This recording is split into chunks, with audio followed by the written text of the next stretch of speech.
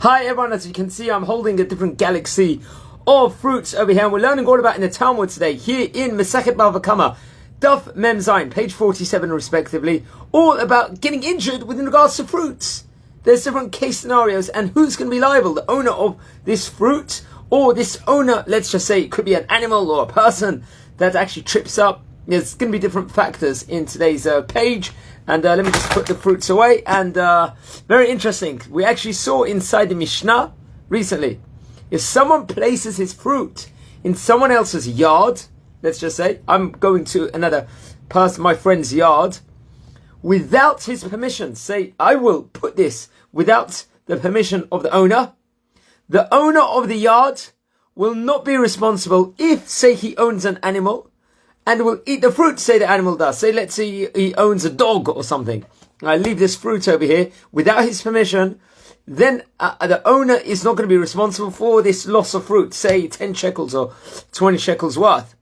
If the animal is injured also, so say the animal might have tripped from this big thing. This is big. If it's on the floor, it could cause damage. I saw a basketball being rolled over on the road today, and there was a bus that nearly collided into it, which could have caused damage, right?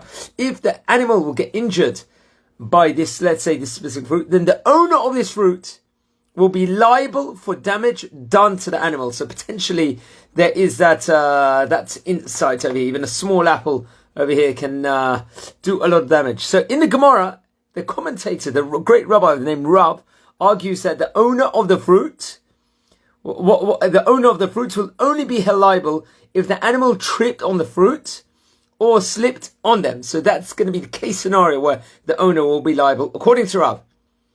If he was injured by eating them, let's say he's eating the thing, let's say the animal, what it might be, the dog, or however, the owner of the fruits will not be held liable, since the animal should not have eaten them, i.e., in parenthesis, the animal itself caused the damage by eating it. So say, for example, this fruit is quite tough, and let's just say let's say someone owns a cat or something, and the cat gets damaged by trying to bite this or whatever it might be. The animal itself over here caused the damage by eating. So the Gemara actually is going to quote a Baraita that teaches a similar rule with regards to someone who places poison somewhere that his friend's animals eat. So I was just telling my kids a story with regards to poison that happened in one of the countries in the Sipurei, stories of the righteous. So what if a person places poison somewhere that his friend's animal eats? Let's say he could have done it purposely or unpurposely, potentially. He will not be held liable to pay, even though he will be held responsible in the heavenly court. So B'dei Shemaim, he's going to be held responsible for putting this poison there. But in this actual world, he will not be held responsible in Olam Hazeh. Why is this? We call this Hayab B'dei Shemaim. The Gemara explains that with regards to fruit that an animal normally eats, this is true.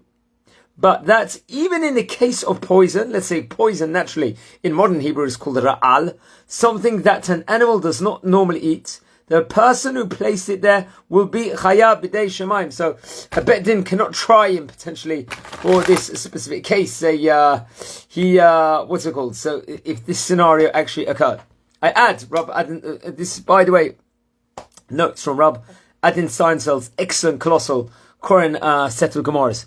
Most animals are sensitive to poisons and avoid eating them. So naturally, the animal itself is going to have that instinct to smell. Let's just say it's got the smell or the reach or anything to prevent themselves doing it. So there's that sort of a protective protocol automatically in the animal.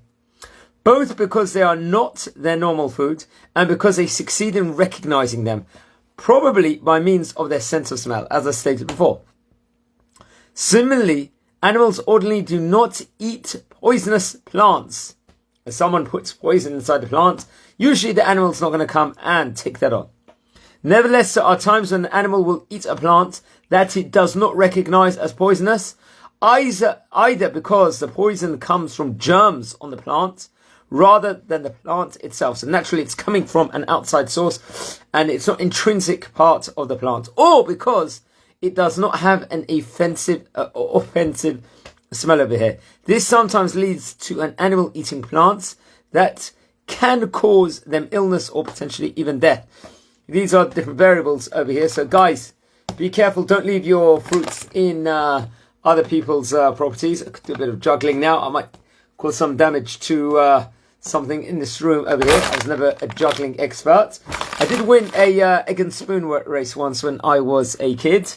I remember in a sports day. I think I must have been 5 or 6 years old. So that's my legacy within regards to sports with foods and things. But be careful where you put your objects. You don't want to put something that's not yours or that is yours into someone else's property. You've got to be careful with all these things. You don't know what the thing is going to hurt or what potential damage something can be done. We call it, like say, if I was to put something like this in the middle of a street, we would call this a bor b'reshut harabim. It's like putting a what's called a stumbling block inside the public domain. That bor naturally means a pit, so it's potentially leading to disaster. So we've got to watch what we do with our fruits according to Talmud in today's daf.